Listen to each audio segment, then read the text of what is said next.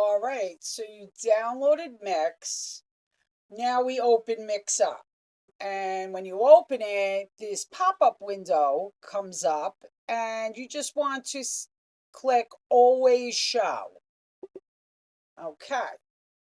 Next, we're going to go up to the upper left corner and we're going to click Options and then Preferences. And that's going to land you on the sound hardware page. All right, so the top portion of this page, we're going to just leave this as default for now because these settings are pretty good. I think, though, with the audio buffer, if you've got older hardware, you might want to bring that down to like 11.6, but otherwise you can keep it up there. Down here, this is important. Under main, I put my speaker so I can hear what's going on.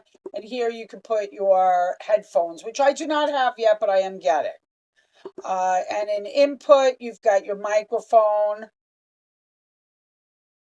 which is probably your headphones. Most of the headphones have a speaker and that attached. Okay, next we've got our library. And here you can, anywhere you've downloaded music on your computer, you can add those folders. My music is on my D drive, and so I have it there. I also clicked rescan directories on startup. That way, if I've added stuff, it will check it for me. And everything else stays default. Then we're going to come down to live broadcasting. And you can see we're disconnected. We're not connected yet. So we're going to need the information that you emailed yourself when you bought your live stream from lightmanstreams.com. So the first thing you're going to do under server connection, type. You're going to click Shoutcast 1. And then underneath that, if you look at your email, you're going to see host/IP. So that's under your stream information. And you're going to copy and paste that into the host. Then your port, you're going to input your port and then your password, which is case sensitive. So just copy and paste that in here.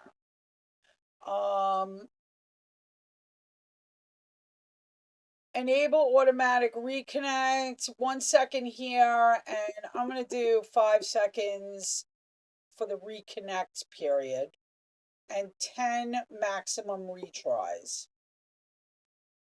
Then we've got the bit rate.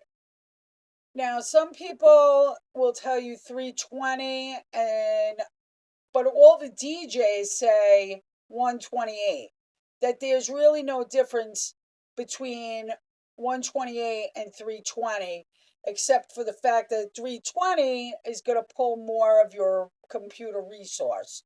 So I'm going to be cautious and I'm going to do 128. I'll play with it and see what happens, and so can you. Format MP3 and channels stereo. So now, super important, do not click public stream if you're DJing in World. You public stream if you're a podcaster and you're playing licensed music behind your podcast. Or say you are a DJ, say you make your own AI music, say with Suno and that, you can broadcast publicly your AI music because you are licensed to use it. Super important, stream name. You need to name your stream. So, I don't know if that needs, I'm not going to put a space just in case. So Curiosity Zone, that's what I'm naming mine. You name yours whatever you would like. And the rest stays the same. Okay, and next, just check normalization and make sure apply replay gain is checked. That way, all of your music basically stays at the same loudness. So there's no jump between the songs. That's going to sound crazy. And then we're going to hit apply at the bottom of the page. And now we're back at our main mix console, if you will. And we're going to check to see that we're on air and that all of our configuration worked. So we come up to the upper right-hand corner here and click on air. And there we go. Once it turns green, you're on air. All right, so you're on the air. That works. Now you need music. And for the sake of making this video on YouTube and not getting flagged for using copyrighted music, I went to the back end of my YouTube channel and went and grabbed some non-copyrighted music from Audio Library. And I popped that onto my D drive where I created a music folder. And when you open that music folder, so let me go to computer, devices, D drive, music, open that. Now you see I have folders here and I've got my no copies. I've got my music folder. And then I've got different folders of genres. Not many, but I've got them. So I'm going to hit my no copyright music. Now I want to set this up for auto DJ. And when you click auto DJ, there's nothing there. So I'm going to go back to my devices and here is my music and I want to put it in auto DJ. So say I want this first song in auto DJ. So I just left click and drop it into auto DJ. And then say I want